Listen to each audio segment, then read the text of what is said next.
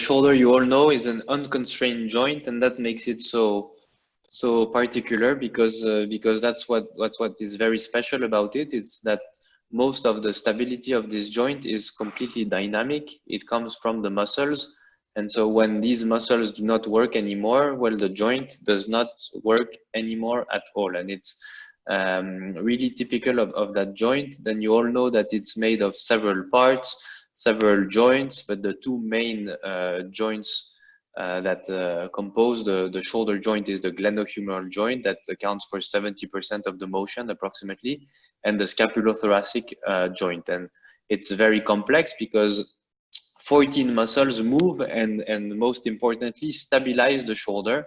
And without the muscles, the shoulder is completely unstable and is non-functional. And so there are 8 muscles for the glenohumeral joint specifically. Most of them are the rotator cuff muscles and the deltoid. And then you have 6 muscles that move the scapulothoracic articulation. And most importantly, the trapezius and the serratus anterior. All these muscles can be combined in functional units, and they have a certain role in the shoulder movement. And so depending on which muscles are non-functional, which muscles are concerned by paralysis or by chronic tear, then you're going to have different deficits. And so if you look at this patient, for example, this patient is a brachial plexus patient from Bassem El Hassan, and you can see that he has absolutely no motion. He has no active deltoid, he has no active cuff, and so his shoulder cannot elevate, cannot rotate, and cannot move at all. Now, when we look at this more typical patient, you can see that he has very nice deltoids on both sides, but when you ask him to elevate the arm, well, he can lift his left arm with no problem, but the right one, the deltoid contracts, but the shoulder is not stable anymore. It's not functional anymore. There is an anterior subluxation of the head because there is no active rotator cuff muscles. He has nice rotations, you can see, but he has no elevation. He has an imbalance in the vertical plane, and we're going to talk about this a little bit later. Then you can see this patient, which is quite surprising, but it's quite typical also. You can see on the right side, he has a very nice deltoid, and on the left side, you can see there is no anterior deltoid, but if you look all around him, he's a little bit chubby, so it's difficult to see, but he has no deltoid at all. He has a complete chronic axillary palsy. And although he has a complete palsy of the deltoid, you would expect him not to move his shoulder, but since the shoulder joint is completely stable and stabilized by the rotator cuff, he can do almost every shoulder motion except shoulder extension, as we could just see right now, because that's the only motion that is specific of the deltoid muscle, especially the posterior deltoid. But the rest, the function of his shoulder is quite normal. So you can see that depending on which muscles are impaired, then you're going to have different paralysis, different function. Then if we talk about biomechanics, we need to concentrate on basic notions and basic principles, and something that we need to keep in mind is the center of rotation, because essentially the movements that the shoulder is going to make are movements of rotation. So every time there is a movement of rotation, we need to find the center of rotation. And what point is the center of rotation? The center of rotation is the point that does not move during a rotation. So if you look at that triangle, it rotates around the O point, and that point does not move during that rotation. So that's the center of rotation. Then so if we look at this on the shoulder during abduction, for example, you can see that you have the black dot that is the center of rotation. And if you go through abduction, you can see that this black dot does not move because that's the center of rotation of the joint during abduction. If you look at other motions, then if you look at anterior flexion or if you look at axial rotation, maybe the center of rotation is going to be different.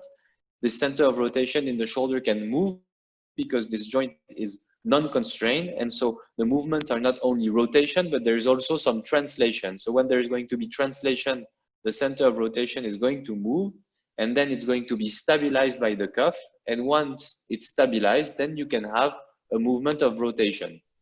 But you really need that rotator cuff for stability. because it's unconstrained. That's what's important. Then the moment arm, it's something that we hear a lot about when we talk about reverse shoulder arthroplasty. So we need to understand clearly what the moment arm is. And so the definition of the moment arm is the distance between the line of action and the center of rotation. So if we look at that bolt, if you want to unscrew that bolt, you can use your hands. And so the line of action is going to be this arrow. And so the moment arm is going to be the distance between the center of rotation and that line of action. But now if you have a longer moment arm, then you can very easily understand that the strength required to unscrew that bolt is going to be much less. And so if you want to increase the moment arm, you can use a tool like a wrench, for example, and then the moment arm becomes this distance from the center of rotation going to the line of action. And you can understand very intuitively, very easily, that the strength required to perform the same movement is going to be much less.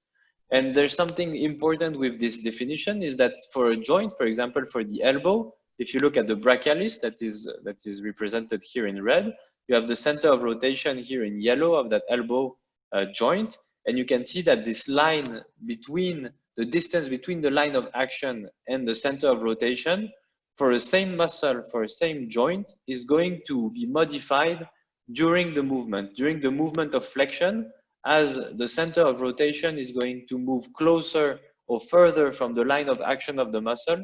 That moment arm can vary during motion. So that's something to keep in mind when we study moment arms around the shoulder.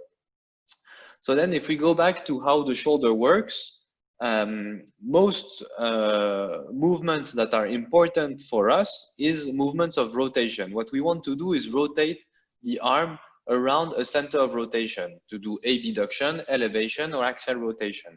In order for this rotation to happen, you need to neutralize the translation. And so how do you neutralize the translation? Well, the supraspinatus, the subscapularis, the infraspinatus, and the teres minor are all going to compress the head against the glenoid in order for the center of rotation to be in a fixed position. Once the center of rotation is in a fixed position, then the deltoid can work, and the deltoid can do a nice rotation movement around the center of rotation.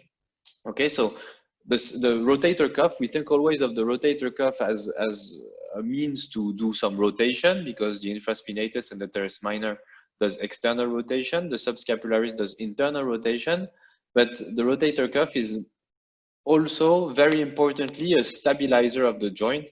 And this is why in some cases we have some pseudo-paralytic shoulders, because the shoulder is not stable enough.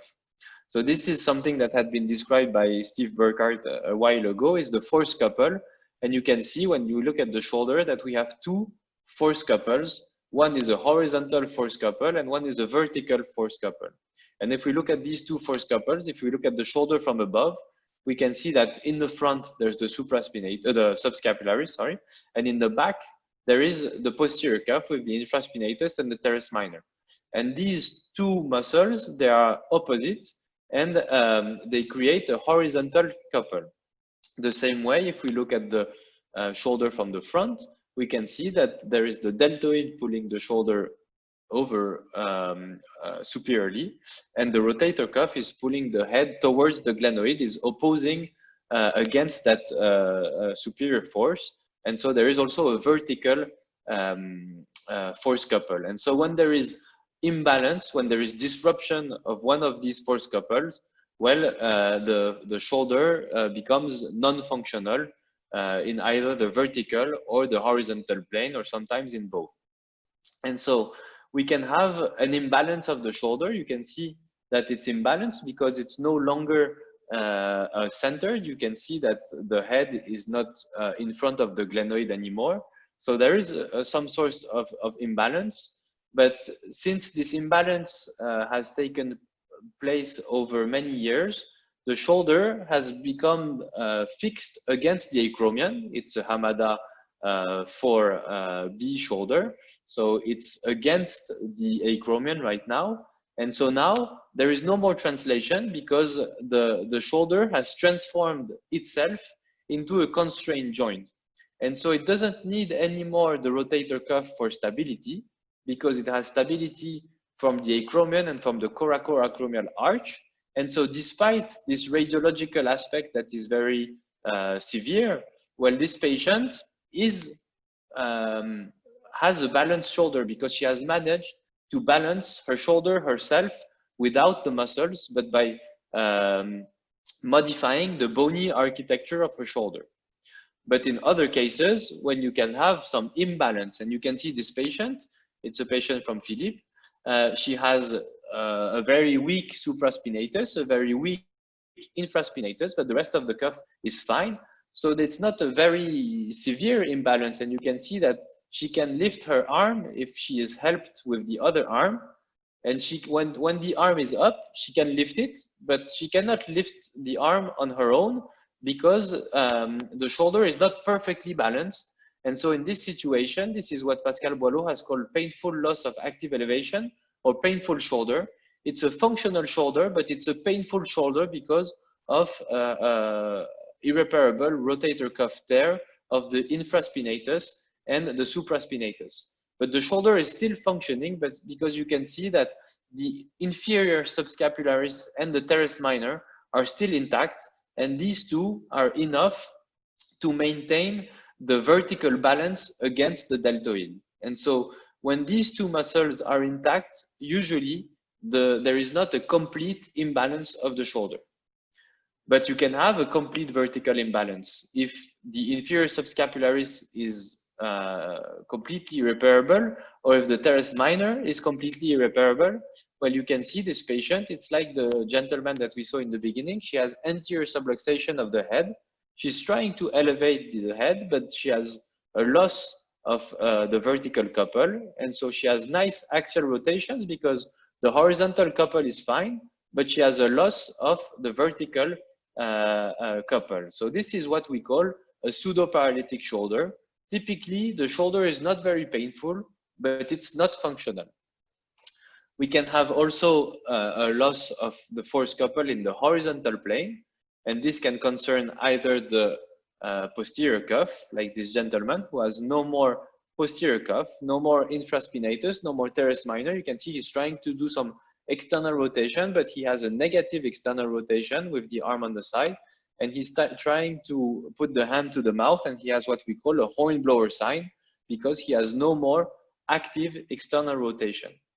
Why does he have no more active external rotation? Because he has no more posterior cuff, but the internal rotators are still intact, the subscapularis, the latissimus dorsi, the teres major, and the pectoralis major. They all work, and they are not counterbalanced by any more muscle. This patient, this is a more rare presentation where he has a complete loss of internal rotation, isolated because of an irreparable subscapularis tear. So it's the opposite as the gentleman we saw just before.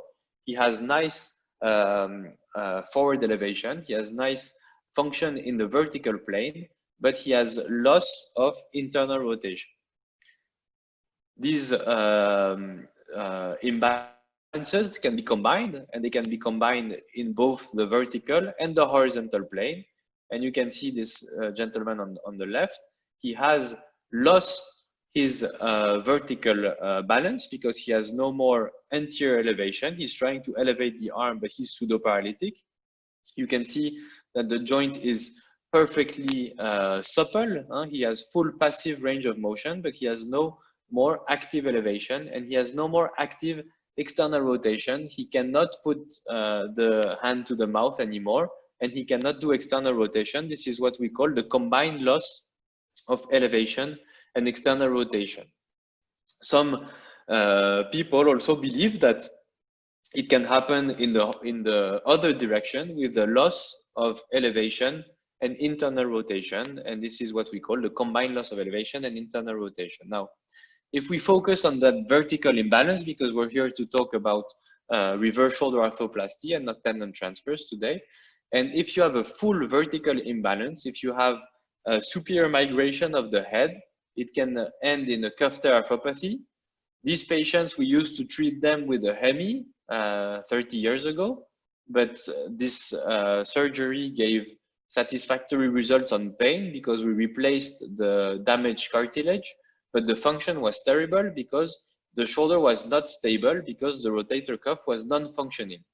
So how can we treat these patients? Well, you all know now that in 1985, Paul Gramont had a brilliant idea. He had the idea to modify completely the anatomy of the joint and the biomechanics of the joint, especially of the glenohumeral joint, in order to restore function in a pseudo-paralytic shoulder. And so now you're going to understand very easily the principles that make this reverse shoulder arthroplasty work. The first one is the medialization of the center of rotation. So the medialization of center of rotation, now you understand perfectly what the center of rotation is. You can see on graph A, this is the center of rotation of a normal shoulder. And you can see on graph C that the center of rotation has been modified. How do you modify that center of rotation? By modifying the shape of the shoulder. Instead of being a ball on the humeral side and a cup on the glenoid side, it's the opposite. You have a ball on the glenoid side and a cup on the humeral side, and that makes the center of rotation much more medialized. And what is the consequence of that? Because medializing the center of rotation is nice, but we don't really care. What we care is that it's going to increase the moment arm. Just as we saw before with the bolt and the wrench, you can see that this distance here, it's the distance, it's the moment arm, because it's the distance between the line of action of the deltoid and the center of rotation. So it's the moment arm of the deltoid. And you can see that this distance is increased when you medialize the center of rotation, which is quite logical. You move the center of rotation away from the line of action. So you increase the distance between the center of rotation and the line of action. And so what does this do? If you increase the moment arm, well, the deltoid is going to have to do less effort to create the same movement. So that's the first principle that helps the reverse shoulder arthroplasty to work. The second one is the distalization of the humerus. Why is it important? Because often in these cases, you have a superior migration of the head. So you have a relaxation of the deltoid. And so if you distalize the humerus, you can see here the greater tuberosity is quite close to the acromion. But with the reverse shoulder arthroplasty, you can see that the distance between the greater tuberosity and the acromion is much more. By doing that, we push away the deltoid insertion from the acromion, and this is going to increase the tension of the deltoid fibers. And if you tension the deltoid fibers, they're going to be more prompt to fire when the patient is going to want to do some anterior flexion. So that's the second principle. Another very important principle, you have seen the lady which had who had the severe cuff tear arthropathy, but with perfect range of motion. This lady, she had perfect range of motion despite no cuff, because she had transformed her joint from a semi-constrained joint to from a non-constrained joint, sorry, to a semi-constrained joint. And so this is what Gramont thought. He thought if we transform the joint from a non-constrained joint into a semi-constrained joint, well, the translation forces are going to disappear, because if you pull on the semi-constrained joint, on an unconstrained joint, if you pull on this yellow arrow, you're going to pull the head away from the glenoid.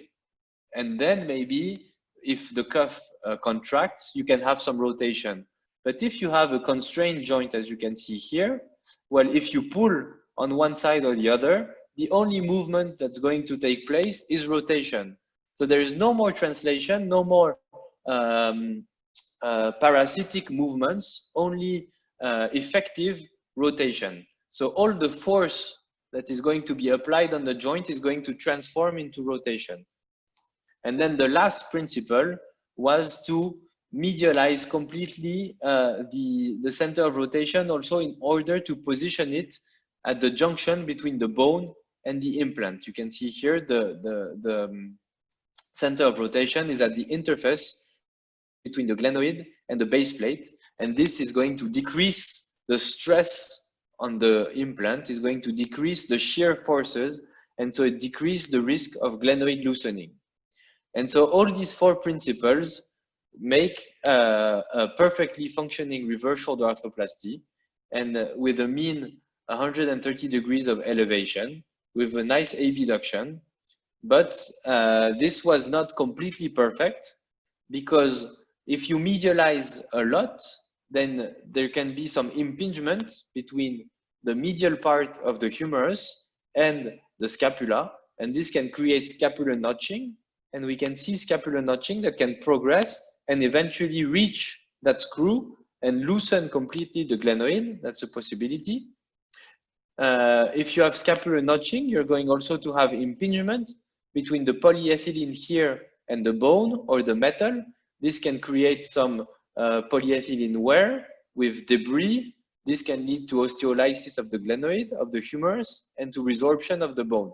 So scapular notching is an important complication.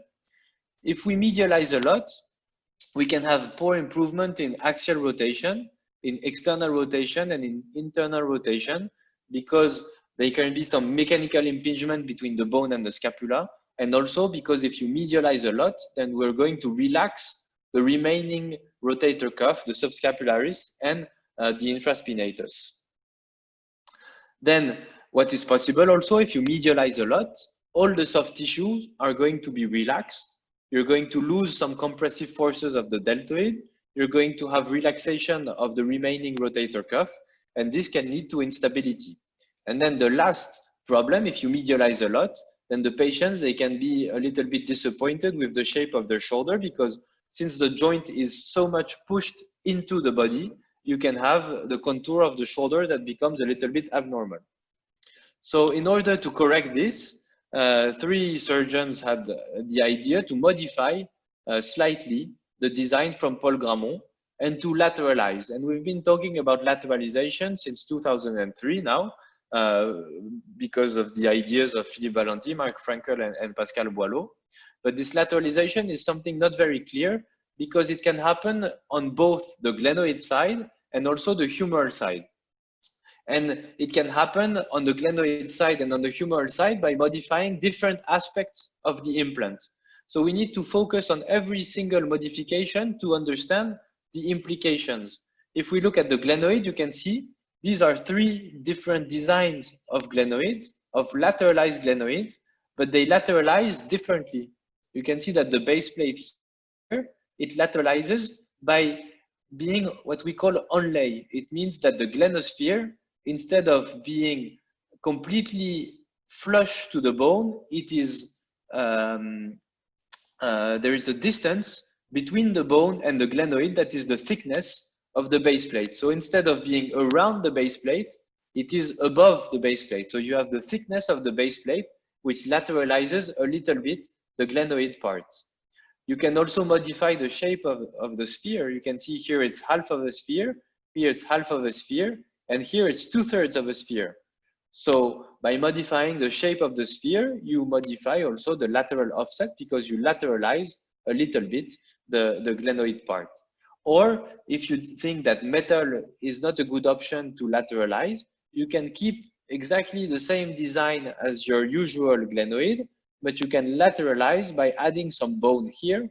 And what you do in reality is that you modify the shape of the scapular neck, you modify the anatomy of the neck in order to lateralize the joint.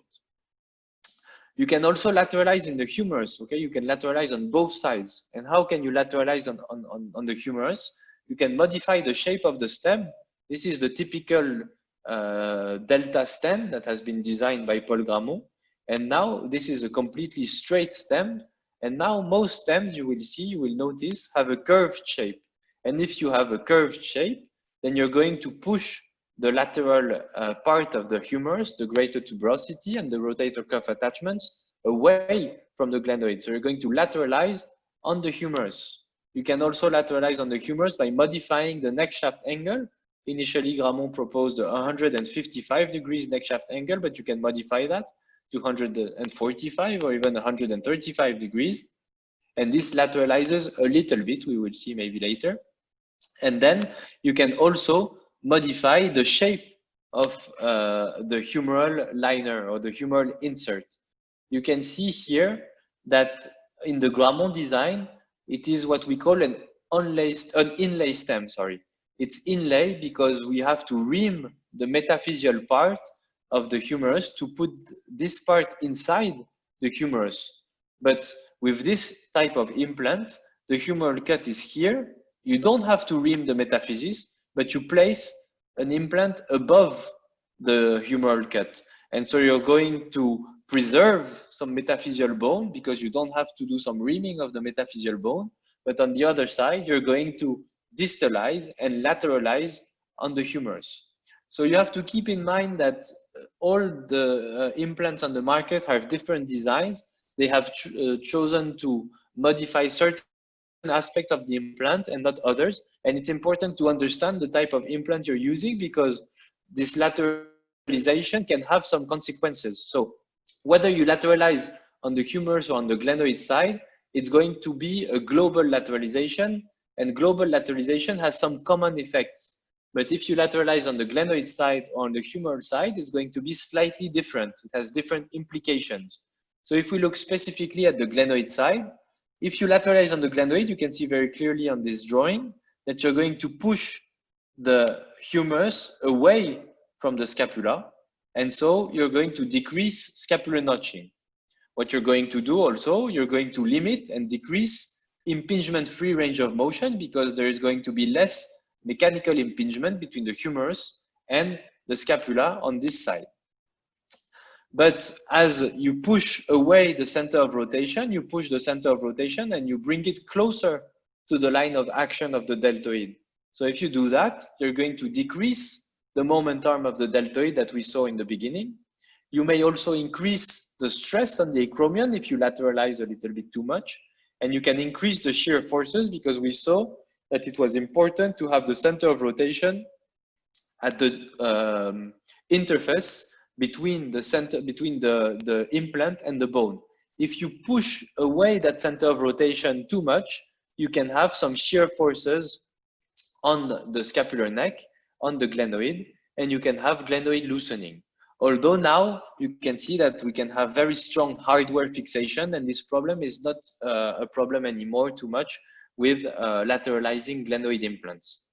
Now, if we look at the humeral lateralization, we can see that it restores a more anatomical position of the humerus because you're going to push the greater tuberosity and the lesser tuberosity more to an anatomical position than with the Grammont design. And by doing that, you're going to increase the compressive forces on the joint. So you're going to improve stability of the joint. You're also going to push away the line of action of the muscle away from the center of rotation. And now you've understood that if you push the line of action of the muscle away from the center of rotation, then you're going to increase the moment arm or the lever arm of the deltoid. And you can also increase what we call the deltoid wrapping angle, although we don't really know if this wrapping angle is very important or not, but you can see here that if you have a medialized implant, your deltoid is going to have a very straight line of action. But if you lateralize on your humeral side, well, you're going to push your greater tuberosity away from your scapula. And so the deltoid is going to have a more anatomical angle. But then as soon as you go to 30 degrees of abduction, this is no longer true anymore. This is why we can discuss the importance of this wrapping angle. But if we want to summarize now the biomechanics of the reverse, well, it's now very clear that reverse shoulder arthroplasty restores forward elevation in case of vertical imbalance of the shoulder. And it restores the forward elevation in case of vertical imbalance, but it is the only solution to restore forward elevation in case of vertical imbalance for chronic vertical imbalance, for chronic pseudo-paralytic shoulder. If you medialize too much, you can have some disadvantages. We've seen that on rotation, on the aesthetic of the shoulder, and on scapular notching. So it may be important to lateralize in both parts. Glenoid lateralization is necessary to reduce scapular notching. Maybe modification of the neck shaft angle also is necessary to reduce scapular notching too, and also to improve impingement-free range of motion. some amount of humeral lateralization is probably necessary to restore a more anatomical position of the greater tuberosity and of the lesser tuberosity. But as soon as we lateralize, we need to be careful not to lateralize too much, especially in smaller patients, because the risk is overstuffing of the joint. And so what is important is to adapt your technique and also your implant to the type of patients you have and to the morphology of the shoulder. And so I think Philippe is going to be pretty clear about this, because he's going to show you how he plans a reverse shoulder arthroplasty and also his technique to implant a reverse shoulder arthroplasty. Thanks a lot for your attention. Thank you very much for your invitation. I try to be very practical, and I show you what we do now when we have to do a reverse shoulder arthroplasty. This is my disclosure. This is the outline of this lecture.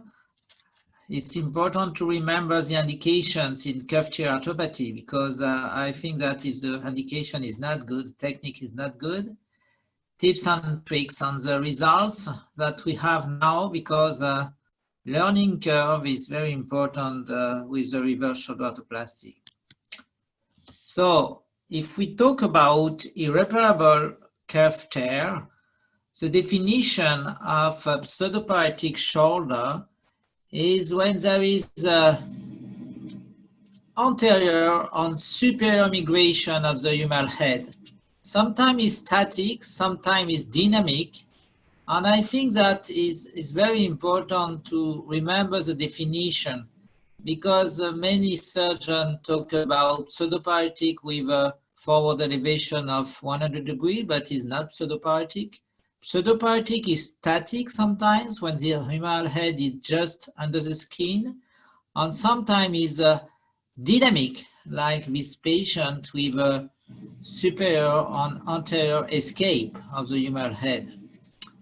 So regarding the X-ray, you see this is a very, very bad X-ray with osteolysis of the acromion, and this is a Amada 5, and sometimes there is no arthritis, but eccentric head, Amada 3, and this is an indication of shoulder arthroplasty, reverse.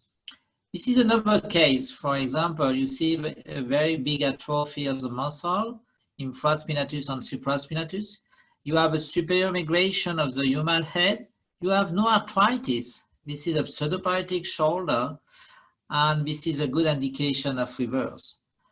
And I would like to show you this case, because this is a swelling shoulder, very painful, and you see a osteolysis of the acromion and osteolysis of the humeral head. And it's very important to remember that this is an emergency case, because if you wait 3 or 6 months, you have sometime a resorption of the superior part of the glenoid, and after it will be very difficult to implant the base plate. So when you see this kind of patient, I think that we have to operate as soon as possible. Sometimes you do a mistake because you have a massive cuff tear and you did acromioplasty on AC ligament, you cut AC ligament. It's a bad way because you have a superior migration of the humeral head just under the skin with a parietic shoulder. And you see these X-rays. When you do a reverse arthroplasty, it's very, very difficult because you see that the distance here between the definitive position of the reverse arthroplasty is 5 or 7 centimeters. And many times you have a risk of axillary palsy or radial palsy. And when I have this kind of patient, when I do a deltopectoral approach, systematically I do a neurolysis of the axillary nerve and radial nerve sometimes, but axillary nerve, I do a neurolysis because I am afraid about the risk of brachial plexus palsy. I have a case a long time ago, a very little woman, 40 kilo, with this kind of deformity, And postoperatively, I was very happy regarding the X-ray, but the patient had a complete palsy of the brachial plexus. She recovers partially in 18 months, and it was a catastrophic result. And it's a reason why we contraindication of arthroplasty when you have a massive cuff tear. The last situation, if and Jean-David talked very well regarding the vertical and horizontal imbalance. For this patient, you see that there is a lack of active forward elevation, but there is a lack of active external rotation.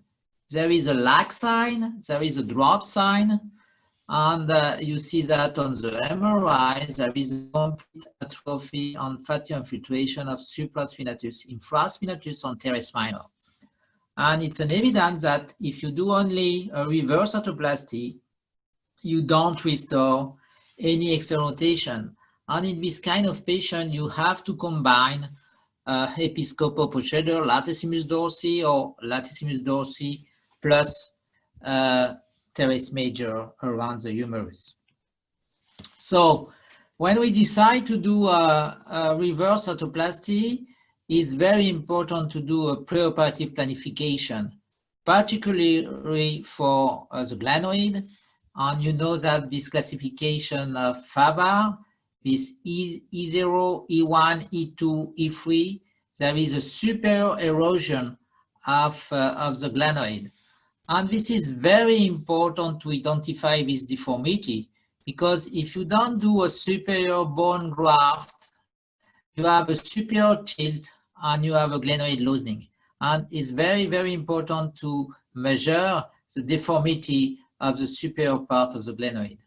The second point is the classification of Gilles Walsh, and this is the last classification with a type D with a anterior instability. And it's very important to identify that, because many times the subscapularis is deficiency, and there is a deficiency of the subscapularis.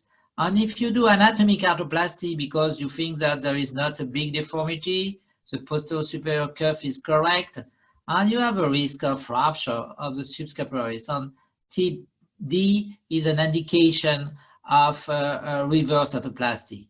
So you have to identify B2 and B3. There is in this case, there is a big subluxation of the humeral head in B1, B2, B3, and C, there is a posterior subluxation of the humeral head.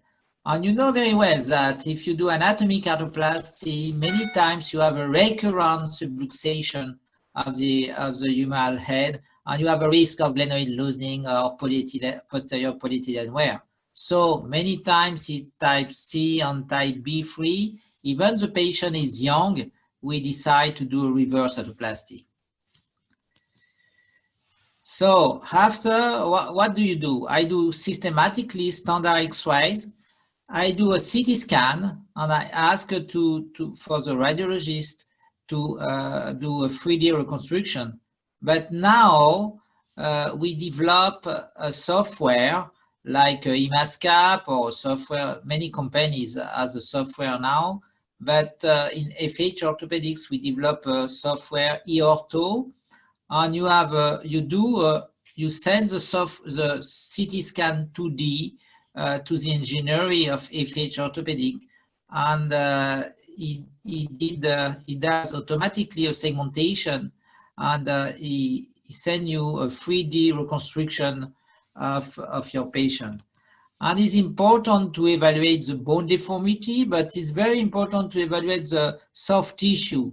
And for us, it's very important to evaluate the teres minor for the external rotation, but subscapularis also is very important for the strength in medial rotation. And with the CT scan on T1, you can evaluate the soft tissue and you can evaluate the bone deformity.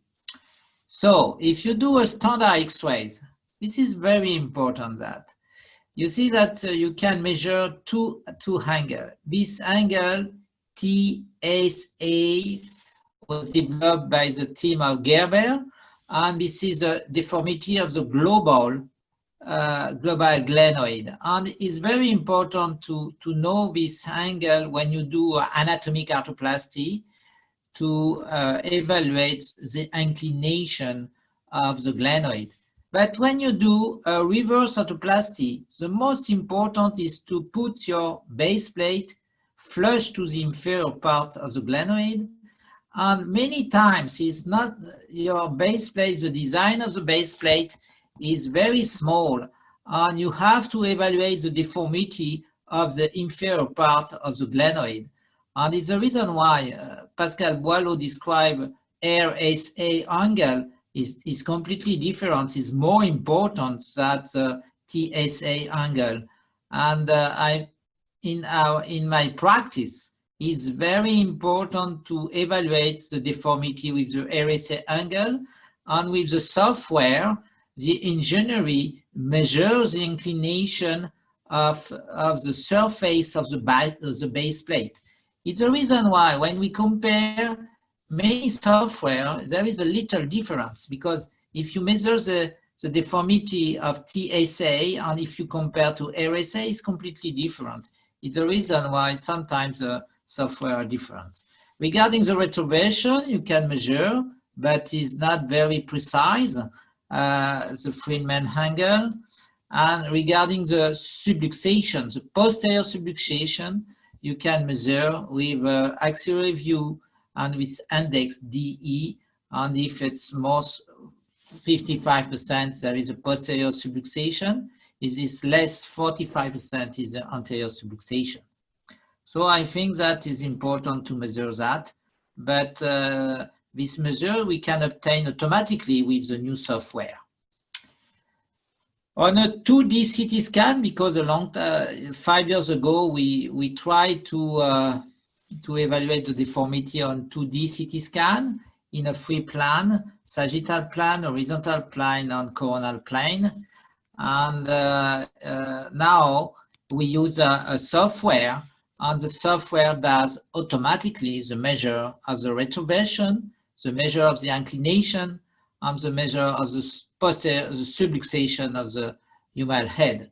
And this is a system, and it's important to remember that in Imagescape, they do automatically 3 points at the level of the glenoid, medial part of the spine, and inferior angle of the scapula. And with eOrtho, this is an engineering who shows these 3 points, and is important because he shows a point here, not here, but it's very important to choose a good point, and he evaluate the deformity for the RSA in the inferior part of the glenoid, because this is the future positioning of your base plate, and this is a future positioning of your guide. And it's very important to remember that. And you can measure the inclination and retroversion. I show you a case. This is a man, 65 years old. There is a stiff and painful shoulder. You see that 90 forward active elevation, external rotation is very painful. You see that the value of the pain and the shoulder function is 30%, and the constant score is 32. This is the X-rays, standard X-rays. You see that there is arthritis, there is a medialization, there is a posterior subluxation here, and you have to do a CT scan. And you see that on the CT scan, you can see that there is a B2 and B2 on the posterior subluxation. There is a superior migration, and the quality of the muscle is not so bad, but there is an atrophy of the supraspinatus and the fatty infiltration. So this is the software. I can show you the software. This is the automatic reconstruction. On the left side, you have 2 planes, 2D. On the right side, you have a 3D reconstruction. You can remove the humerus if you want, and you can evaluate the glenoid. And you see that the version, the native version is 8 retroversion. The native inclination is 11, and there is 54% of posterior subluxation. And after you choose your implant, if you decide to do a reverse arthroplasty, you see that you have a guide, and it's important to correct the retroversion and the inclination. And you can choose a guide to obtain 0 degree of retroversion. This is a sitting. You can measure the sitting of the base plate here. There is a mistake, and you can control with the horizontal plane, and you can measure the vault of the glenoid. You can move the implant to obtain a good positioning. It's very important that. And you see that. On the right side, you can measure the distance between the inferior part of the glenoid and the center of the base plate. And you see that if you use a guide 10 degrees, you correct the retroversion to 4 degrees is correct. And the inclination, you use 20 degrees to obtain an implant with 11 inferior tilt. And you see that when you modify the rotation of the base plate, you modify the version on the inclination. It's very important to understand that because it's 3D space. And you see that the setting of the prosthesis is 50%, is enough in this prosthesis because there is a good price fit with the anterior winglet on the keel, and you can evaluate the bones that you have to graft superiorly. You see that. In this prosthesis, I prefer to do inferior tilt to lateral, to medialize a little the prosthesis because it's too much lateralization in some patients. And this is a glenosphere. You can choose 36 or 48. And at the end, when you are very happy regarding the positioning of your implant, and you can choose the screw. This is a cortical screw, and you have to perforate the cortical bone to obtain a good fixation of the screw. And you can choose the screw as you want. And at the end of the planification, you have a summarize of your implant. You save it, and you go to the operating room with that. This is the guide. You see that you will use a guide with 10 degrees for correct the retroversion and 20 degrees in inclination. Here, inclination version. So, before I want to summarize what is very important, because whatever your implant, whatever your software, whatever your material, your ancillary system, I think that we have to respect academic rules when you implant a reverse. The first question is how much you do the retroversion. And for us now, we try to reproduce the anatomy. If the retroversion of the humerus is 20 degrees, we put 20 degrees of retroversion of the humeral stem. The most important is to have a good alignment with the glenosphere. The second point is a base plate. For us, the recommendation is not a superior tilt, never, because there is a risk of glenoid loosening. Inferior tilt is good, between 5 to 10 degrees. And most important is to put flush the inferior part of the glenoid to avoid a glenoid notch. Regarding the lateralization, you know that the lateralization is important to increase the strength of the muscle for external rotation. If you medialize too much, you relax the muscles, and it's not good for external rotation. It's important to have a lateralization. Regarding the distalization, I think that it's important to increase the fibers, the tension of the fibers of the deltoid, and to increase the strength of the deltoid. And it's very important to adapt the positioning of your implant, depends on the morphotype of the patient. If you have a big patient with a strong deltoid, it's not necessary to distalize a lot. The most important is to lateralize, to stabilize the shoulder and to restore external rotation.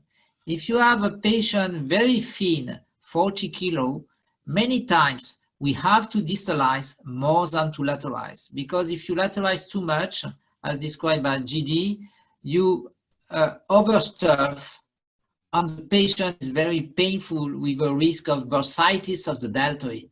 And the key point, whatever your prosthesis, you have to adapt the position, the lateralization, the distalization of your prosthesis depends on the morphotype. If I want to summarize, and this is a practical experience, because we have no data to prove that, but in our experience that if the patient is thin, not to lateralize too much, but distalize, if the patient is strong, there is no problem. You can lateralize, no distalization too much. So this is a technique I show you, 7 minutes. And I use a deltopectoral approach systematically. I stay lateral to the coracoid process because it's very important to have a good exposition of the glenoid. And I use a deltopectoral approach. I try to respect the cephalic vein, and I put laterally the cephalic vein many times. It's very important to find the triangular space at the top of the deltopectoral here. There is a little soft tissue and you have it in a good plane. So you have to do a good release of the deep part of the deltoid. You have be careful inferiorly, and after I protect the deltoid with a compress like that. And my first step is to do a tenodesis of the biceps at the superior part of the pectoralis major. This is the first step. The second step is to do hemostasis of the circumflex artery. It's very important. And you define the superior part of the subscapularis and you detach it. And the inferior limit is the latissimus dorsi. And you have to detach the subscapularis with the capsule. And you have to detach very, very far to 9 o'clock on the humerus to obtain a good release. You see, it's very, very important. Detach the capsule on the subscapularis, very large. The latissimus dorsi is the limit of the inferior part of the subscapularis. And after you use a reamer, we use a long stem to avoid varus and valgus. It's not a problem. And after, the most important is to define your cut of the humerus. And we use a guide because I think that it's very useful to determine the retroversion with a good alignment between the rod and the forearm. And for the level of the cut, this is an onless system. We have to remove a little more bones than inless system. And we use a pin at the superior part, which is flush to the great tuberosity. And we have two positioning for anatomic on reverse. And we cut a little more bone on reverse because this is an onless system. Okay. And after you put your stem, and we protect the superior part of the humerus. And after we do an exposition of the glenoid, we use 4 retractors. 4 retractors, retractors posteriorly, retractors anteriorly, retractors superiorly, and retractors inferiorly. I think that you have to do a large capsulectomy. You resect the labrum and you define very well the glenoid. And you see that I measure the distance between the center of the base plate and the inferior part of the glenoid is 16 millimeters when we use a 44. And for the reverse, I don't use the big, but I use a smaller one. And the distance between, and we reproduce the preoperative planification. And I try. This is a very small glenoid in this case. I reproduce the distance inferiorly and superiorly. And after I use a guide and I put a Kirchner wire, when the position of your Kirchner wire is good, the operation is finished. You remove cartilage, and after you follow your Kirchner wire, and you remove all the cartilage, and you prepare the keel. You have inferior tilt, and you will put a bone graft superiorly to obtain an inferior tilt. I prepare the keel, and you see that the most important is the direction of the Kirchner wire. The direction is a good correction of the inclination on the version, and after you follow your Kirchner wire, it's very, very comfortable. And after you prepare the keel, and you have a space superiorly, and you have to put the cancellous bone graft between the glenoid and the back of the base plate. I do a small holes to increase the potential fixation of the base plate. I put the cancellous bone graft superiorly from the head. You see that you have a bone graft. And after we have a good price fit of the prosthesis. And we impact the prosthesis. And without screw, you see that we have a good fixation on the bone graft. And we did a CT scan systematically, and we have a 100% of healing of the bone. And I lock inferiorly first, and second superiorly, and I put the glenosphere. I impact the glenosphere, and I screw the glenosphere into the base plate. So the last time is to repair the subscapularis, and for us it's very, very important to repair the subscapularis. And we do a double row repair. If you use a peeling technique, it's possible to medullarize a little your repair of the subscapularis. It's a reason why I prefer the peeling technique than tenotomy. And I prefer peeling technique than osteotomy because you fragilize the metaphyseal part. Bone graft is better than any cement. We don't use any cement except for osteoporotic bone, and we impact and we and after we reduce.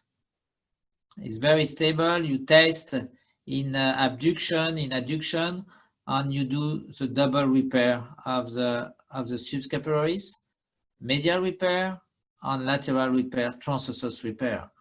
And it's very important for us, not for the stability, because the most important is for internal rotation and the strength in internal rotation. I think that we have to repair anatomically the subscapularis. You see that this is the second row, this is a transversus repair. And at the end of the operation, you have to obtain 30 degrees of external rotation. It's very important. If you have no 30 degrees of external rotation, you have, my recommendation is not to repair the subscapularis. So you repair anatomically, you see that? Okay.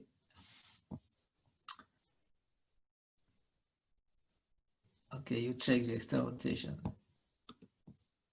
So this is the X-rays. You see that there is a lateralization, there is an inferior tilt, good fixation, there is no risk of glenoid notch. So very quick, because if you have any question, I review my last cases of 121 reverse in the curved arthroplasty with more 2 years follow-up. And this is between 14 to 18, mean age is 73 and 44 months. And we have 86 cases of first operation, and previous operation was cuff repair or tenotomy of the biceps or arthroplasty. So regarding the result, you see that we can obtain 130 degrees of forward elevation, good external rotation, and the constant score is around 64. And the function of the shoulder is 80%, and the constant score on the pain is 2. and 80% of the patients are very, very, very happy, and only 5% were disaffected. So regarding the complication is with SERI, it's the reason why I think that the learning curve is very important, because I was surprised that only 3 complications in this SERI, 1 mechanical dismounting, 1 humeral loosening, and 1 infection, and no scapular notch and no problem of healing of the cancellous bone. So this is an example. You see that this is good lateralization, good distalization. There is no risk of glenoid notch, and there is an inferior tilt with a good compression of the bone. So with this position, we have less instability. We have a better shoulder contour. Of course, you see that this is a good deltoid, and this is a better external rotation or no notch. So this is my first case. It's I was very happy to see here, because it was my first case in 2003, and we use when you analyze 15 years ago, the positioning of the prosthesis is not very different. That now we understand better. Now it was a positioning with the feeling a long time ago, but now we didn't change a lot. But it's interesting to understand better. So if you have no active external rotation, you have to combine with episcopo, and we did, and you see that the rate of episcopo in the global series is 8%, is not a lot. And for us, the indication if drop sign, lag sign, and atrophic of the teres minor is very important on fatty infiltration. Of course, we exclude it if you have deltoid palsy, because you have to combine with a pectoralis major flip flap or stiff shoulder. But if you have a patient with external rotation in position 0, in position 1, 0 degree, we prefer not to do with tendon transfer, because with lateralization, we can obtain a good external rotation. Regarding the technique, is a technique classical, and we use 2 tendon, and you fix the opposite of the insertion, not too much to anterior, but lateral and posterior, and you fix latissimus dorsi and more posteriorly the teres major. Now I don't continue to use both, but I use only the latissimus dorsi. And I didn't check my patient, but my feeling is the same result. And you see that in this series, we restore systematically active external rotation. The constant score is better, 75. I don't understand that, but if you compare with the classical reverse and reverse episcopo, the constant score is better. And regarding the function of the shoulder is the same, 70%. And it's more interesting is to compare the group with 2 5 years follow-up and 5 to 12 follow-up. And there is no significant difference regarding external rotation. But you see that the active forward elevation is less with a long follow-up. We don't understand why. But when you analyze the patient with a long follow-up, we have less strength regarding the deltoid, but the patient keep a good external rotation. This is a case, for example, here with restoration of external rotation on good elevation. So the conclusion that if you have a cuff tear arthropathy with irreparable posterior superior cuff tear or no subscapularis, we have a pseudoparatic shoulder. And if you want to restore active forward elevation, you can do a reverse shoulder arthroplasty. Lateralized reverse prosthesis, I think that is a good way because you restore more external rotation and you have less glenoid notch as described by GD if you lateralize the glenosphere, and more external rotation. And it's very interesting to follow the patient because with more than 10 years follow-up, if we compare the survival rate of reverse arthroplasty with anatomic arthroplasty, we have less complications in reverse arthroplasty. And the key question now is when you have a patient of 75 years old with a functional cuff or with a supraspinatus tear but a good infraspinatus, what are you doing? Do you continue to do anatomic arthroplasty? And you know that after 10 years there is a risk of revision. The patient will be 85 years old, or do you decide to do a reverse arthroplasty because you are able to repair the subscapularis, you keep the infraspinatus and the teres minor? I think in the future, maybe we have to change the indications, depends of the rate of complication. And now my way is after 75 years old or even the cuff is functional, I try to do reverse arthroplasty and I keep the cuff. And I am very happy regarding the long follow-up of this kind of patients. I would like to thank you a lot.